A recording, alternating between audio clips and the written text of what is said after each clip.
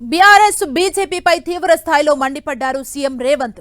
MLC ఎన్నికల్లో BRS బీజేపీకి మద్దతు పలుకుతుందని ఆరోపించారు. బీఆర్ఎస్ బీజేపీ చీకటి ఒప్పందాలు చేసుకున్నాయని విమర్శలు చేశారు. కేంద్రం నుంచి ఏం తెచ్చారని బీజేపీ నేతలు ఓట్లడుగుతున్నారని ప్రశ్నించారు రేవంత్. ఫోన్ ట్యాపింగ్ లో బీఆర్ఎస్ నేతల్ని అరెస్ట్ చేయకుండా బీజేపీ అడ్డుకుంటుందని ఆరోపణలు చేశారు. ఇవాళ ఈ ఎన్నికల్లో వాళ్ళకి అభ్యర్థి లేడు, ఈ ఎన్నికల్లో పోటీ చేయలేదు.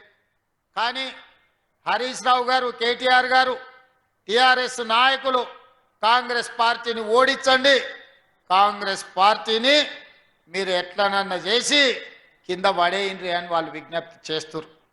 మరి నేను ఈ వేదిక మీద నుంచి పట్టభద్రులను అడుగుతున్నా, బీఆర్ఎస్ వాళ్ళు మమ్మల్ని ఓడగొట్టమని చెప్తున్నారు. మంచిదే, మీ కోపం మీ పగ ఈ పట్టభద్రులు అర్థం చేసుకుంటారు. కానీ మీరు ఎవరిని గెలిపించమని చెప్తున్నారని నేను అడుగుతున్నా. మీ అభ్యర్థి ఎవరు? మీ అభిమానులు కానీ మీ పార్టీ నాయకులు కానీ ఎవరికి ఓటేస్తారు? ఇదే మెదక్ జిల్లాలో హరీష్ రావు గారు ఓటరు, చంద్రశేఖరరావు గారు ఓటరు, కేటీఆర్ గారు ఓటరు, కవిత గారు ఓటరు. వీళ్ళందరూ చదువుకున్నోళ్ళే, వీళ్ళందరూ పట్టభద్రులే.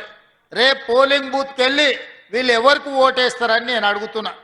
ఇవాళ ఈ రహస్యం ఏంది, ఈ గూడుపుటాని ఏంది, మీరు ఢిల్లీలో చేసిన మంతనాలు ఏంటివి అని చెప్పి ఈరోజు ఈ వేదిక మీద నుంచి అడుగుతున్నా నేను. అదేవిధంగా 2023 డిసెంబర్లో జరిగిన ఎన్నికల్లో మీ అధికారం కోల్పోయారు. 2024 పార్లమెంట్ ఎన్నికల్లో 8 సీట్లలో మీకు డిపాజిట్లు పోతే బీజేపీ వాళ్ళు 8 సీట్లలో గెలిచిండ్రు. మీ డిపాజిట్లు పోతే ఎట్లా, అవే సీట్లలో బీజేపీ వాళ్ళు గెలుస్తారు ఎట్లా?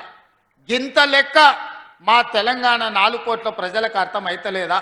ఇవాళ మీరు మీ డిపాజిట్లు ఒడగొట్టుకొని మీ ఓట్లను బీజేపీ వాళ్ళకి వేపించి బీజేపీ వాళ్ళని గెలిపించారు. సరే, మీరు చీకట్లో ఏం మాట్లాడుకున్నారో, మీరు చీకట్లో ఏం అల్లయి బల్లయి చేసుకున్నారో నేను అడగదలుచుకోలే. మరి బీజేపీ వాళ్ళు గెలిచి ఇవాళ 8 మంది ఎంపీలు గెలిచిండ్రు. ఆదిలాబాద్ నుంచి గెలిచిండ్రు, నిజామాబాద్ నుంచి గెలిచిండ్రు, కరీంనగర్ నుంచి గెలిచిండ్రు, మెదక్లో గెలిచిండ్రు.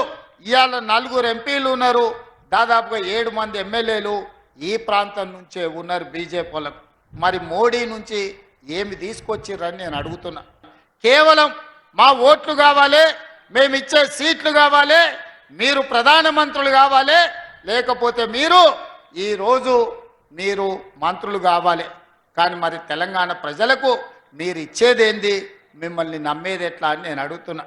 ఇవాళ మళ్ళా ఓట్ల కోసం వచ్చారు పట్టభద్రులలో. ఏం చేస్తారు మీరు? ఏం చేసిండ్రు? 12 ఏళ్ళల్లో నరేంద్ర మోడీ గారు ప్రధానమంత్రి అయ్యి 11 సంవత్సరాలు దాటి ఇవాళకి 12 సంవత్సరాలు అవుతున్నది. ఈ 12 సంవత్సరాలలో తుమ్మిడిఎట్టి దగ్గర ఈరోజు ప్రాజెక్టు కట్టుకోవడానికి గోదావరి జలాలకు మహారాష్ట్ర నుంచి మీరు అనుమతి ఇప్పించిండ్రా? ఒకవేళ తుమ్మిడిఎట్టి దగ్గర ప్రాజెక్టు కట్టనికే మహారాష్ట్ర అనుమతి ఇచ్చినుంటే ఇవాళ ఆదిలాబాదు జిల్లా 1.5 ఎకరాలు సస్యశ్యామలమై పసిడి పంటలు పండుతుండే ఆదిలాబాదు బిడ్డలు, ఆదివాసీలు ఇవాళ వాళ్ళ బతుకులలో వెలుగు వస్తుండే.